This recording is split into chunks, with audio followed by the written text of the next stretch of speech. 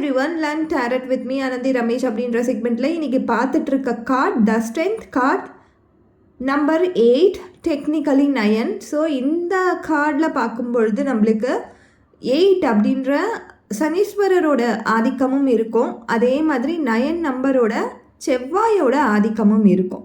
So ரெண்டுமே பார்த்தீங்கன்னா ஒரு வேலையை செஞ்சு முடிக்கிறதுக்கான உந்துதலை கொடுக்கக்கூடிய நம்பர்ஸ்.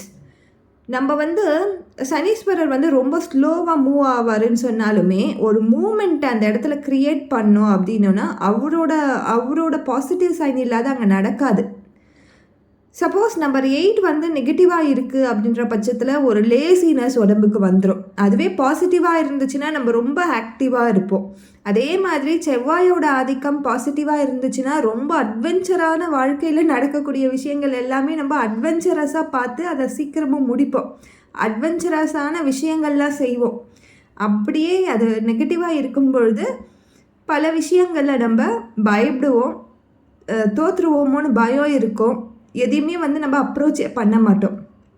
இந்த கார்டில் பார்க்கும் பொழுது ஒரு ஏஞ்சல், இவங்க ஃபேஸை பாருங்கள் எவ்வளோ ஒரு காமாக அமைதியாக இருக்குது. இவங்க ட்ரெஸ் பார்த்திங்கன்னா ஒயிட் கலரில் ஒரு மாதிரி ஃப்ராக் போட்டுட்ருக்காங்க. அதே மாதிரி இவங்களுக்கு பார்த்திங்கன்னா இன்ஃபினிட் சிம்பிள் மேலே இருக்குது அவங்க தலைக்கு மேலே. ஸோ அது காம்னஸோட ஒரு அட்ராக்ஷனோட ஒரு லயன், அந்த லயன் பார்த்திங்கன்னா அவ்வளோ ஒரு அக்ரெசிவான ரெட் கலரில் இருக்குது. அதையே கண்ட்ரோல் பண்ணி அவங்க அந்த காம்னஸை அவங்க கூட கண்ட்ரோல் பண்ணி வச்சிட்ருக்காங்க காமாக.